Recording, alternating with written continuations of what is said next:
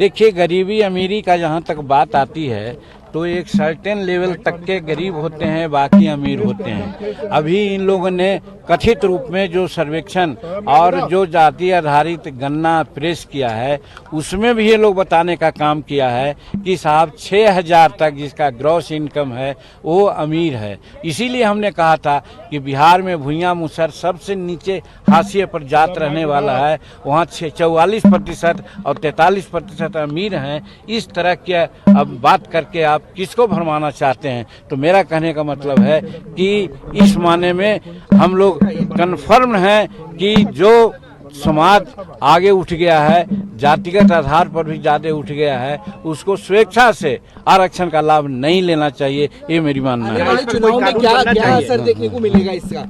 आने वाले चुनावों में 2024 में चुनाव है, बहुत नजदीक है, आप दलित के सबसे बड़े चेहरे हैं, किस तरह से अब दलित गवर्नमेंट को वोट देखिए, वाला है या हम बड़े चेहरे हैं ये मैं नहीं मानता हूं, लेकिन नीतीश कुमार जी दलितों के हित में इतना खराब काम किए हैं जो सदियों में नहीं, दशकों में नहीं था।